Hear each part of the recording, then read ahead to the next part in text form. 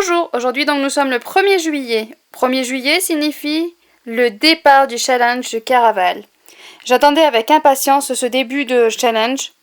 Voilà, parce que j'ai beaucoup de titres à lire qui me font très envie. Donc je me suis dit que j'allais essayer de filmer pendant une semaine un peu ma progression, ou du moins quelques jours. Donc mon premier livre, lequel choisir? Eh ben je ne sais pas trop, j'hésite.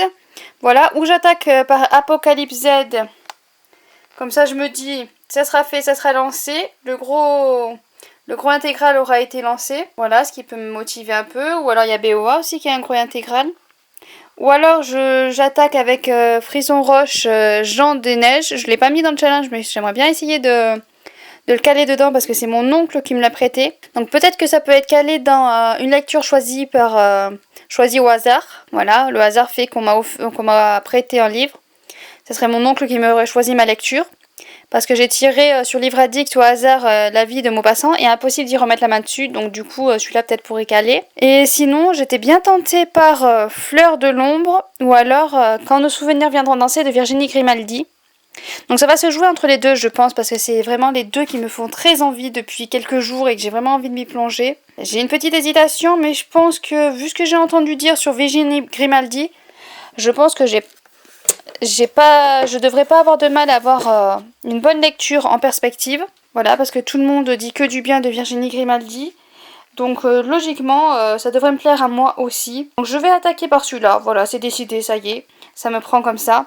Je vais attaquer par celui-là, qui n'est pas très gros, 357 pages. En plus, je vois que l'écriture est écrite grosse. Donc ça, c'est super. C'est super. Je pense que ça va pas vous faire en clair, vous. Mais c'est vrai que c'est écrit gros et du coup c'est génial parce que j'en ai marre des livres avec écrit tout petit. Je sais pas, je me fais vieille ou quelque chose, mais j'ai besoin de livres écrits gros de temps en temps. Bon, quand c'est écrit petit, j'arrive à lire, mais c'est juste que je mets beaucoup plus de temps. Donc celui-là, je pense qu'il devrait se lire rapidement. Je vous reprendrai pour vous en dire un peu plus dans ce soir ou alors demain. Voilà. Allez, à plus. Je n'avais pas prévu de vous raconter ma vie. Mes affaires ne regardent personne, pas plus que les affaires des autres ne me concernent. Les seuls moments où je parle de moi, c'est lorsque j'y suis contrainte. Même chez le coiffeur, mes lèvres restent closes. Chacun chez soi, et les moutons seront bien gardés, répétait mon père. Il avait souvent tort, sauf quand il citait quelqu'un d'autre. Je menais, jusqu'ici, une existence classique, pour ne pas dire monotone. Je ne m'en plains pas, bien au contraire. Mais une algue d'aquarium avait une vie plus palpitante que la mienne. Dans les événements marquants de l'année écoulée, je peux citer la perte de mon jeton de chariot au supermarché et le décès de l'araignée de la chambre jaune. Rien qui justifie une autobiographie, vous en conviendrez. Si je vous écris aujourd'hui, c'est qu'on ne m'a pas laissé le choix. C'est mon petit-fils Grégoire qui a eu l'idée.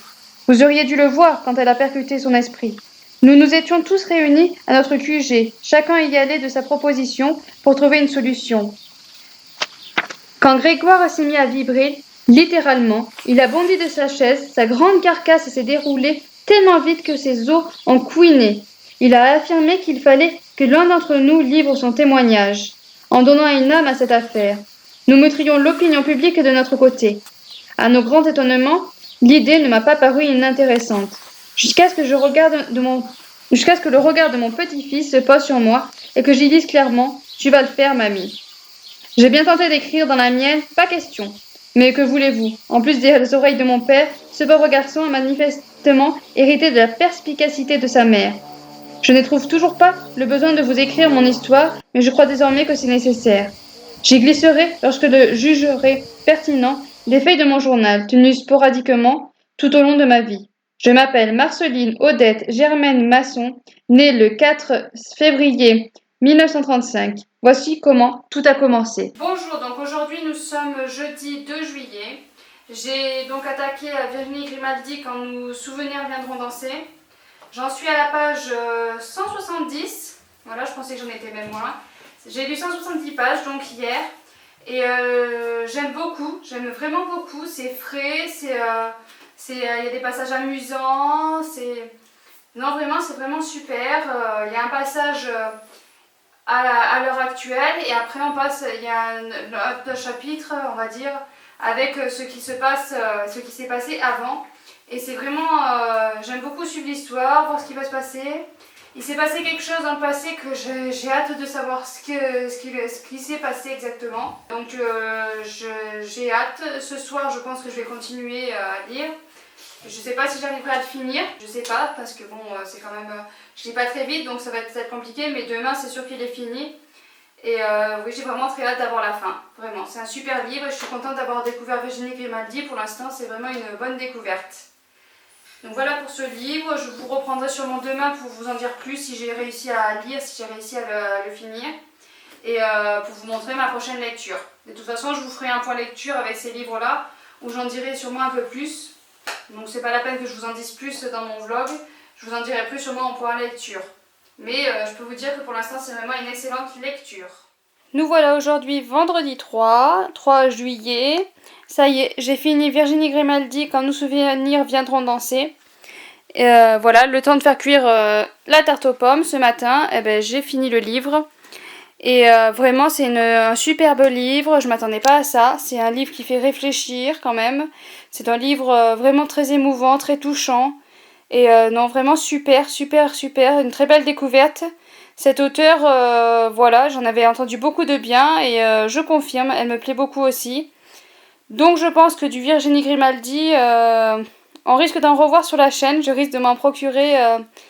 dans les prochains mois ou l'année prochaine, enfin voilà, je risque de m'en procurer fortement. Donc voilà pour cette lecture-ci. Et maintenant, il faut que je choisisse ma prochaine lecture où là j'ai une petite hésitation. Je vais pas me tourner vers les gros livres, je n'ai pas envie de lire de gros livres pour l'instant. Voilà, ça me fait pas envie. Donc j'ai des petites lectures, plusieurs petites lectures pour le challenge Caraval qui pourront faire. Donc soit je m'attaque à la prisonnière du diable qui a 400 pages, voilà, ou alors je m'attaque encore à une très légère Animal Tattoo, mais c'est vraiment très léger et pour l'instant non, ça me fait pas envie. Donc finalement je le supprime de suite, j'ai rien qu'en vous en parlant. Donc j'ai donc soit la prisonnière du diable qui me fait envie, et la dernière fois je crois que vous avez parlé des fleurs de l'ombre, j'arrive pas à l'attraper, il est tout dessous les autres. Donc voilà celle-là, ou alors les âmes silencieuses qui a l'air court aussi, qui n'a pas l'air très gros. L'écriture est assez grosse. C'est ce que je regarde parce qu'en ce moment, c'est vrai que j'ai beaucoup... Là, celle-là un peu plus petite, donc déjà voilà. Je me fie en fait à la grosseur de l'écriture. Voilà, en ce moment, j'ai besoin de livres écrits gros.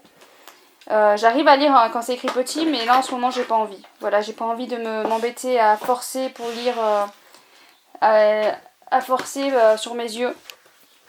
J'ai envie de lecture tranquille, sans forcer. Donc j'essaie d'attraper les fleurs de l'ombre qui me font envie, pour voir si c'est écrit gros. C'est écrit un peu plus petit que la prisonnière. Ouais, c'est kiff. Mais c'est vrai que celui-là me faisait très envie au début. Et puis finalement, là, en voyant la couverture de la prisonnière du diable, ça me tente beaucoup. Donc je pense que je vais attaquer celui-là. Il a quand même 400 pages, il n'est pas si petit que ça, l'autre a 300 pages. Non mais je vais prendre celui-là, la couverture me fait craquer. Voilà, donc je vous en dis pas plus, je sais plus trop de quoi il parle. Je crois qu'elle a fait un pacte avec le diable ou quelque chose comme ça. Enfin, je vous en dis pas plus parce que je veux pas vous dire des bêtises, je m'en rappelle plus. Et je vais pas lire le résumé alors que je vais m'attaquer à ce livre. Voilà, donc je vous en dirai plus dans les prochains jours.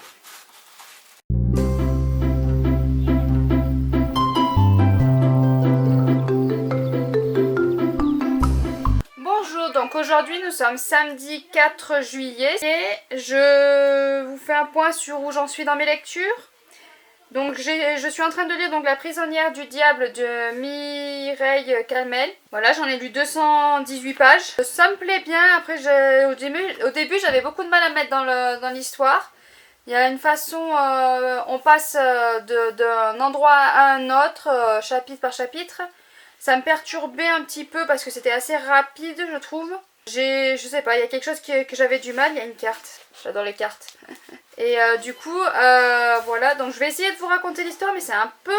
Je sais pas trop comment vous expliquer. Ça se passe dans la ville de Untel, en 1494. Donc on suit Ersand, qui règne sur le sanctuaire de Notre-Dame.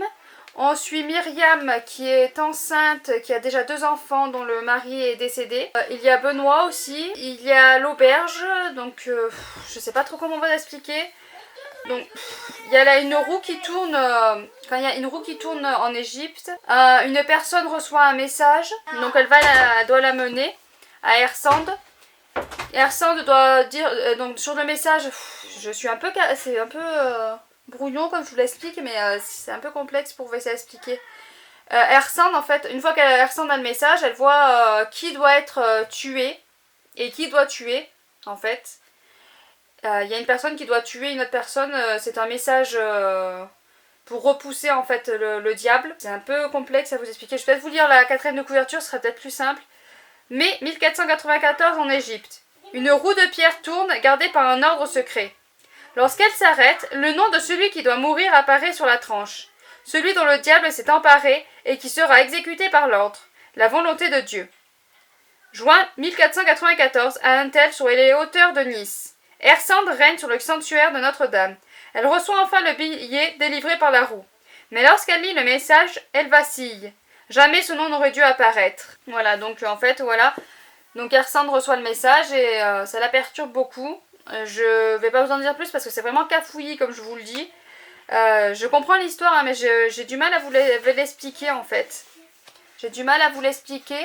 J'aime bien, hein, ça se lit vite, ça se lit bien. J'ai vraiment envie de savoir, d'en savoir plus.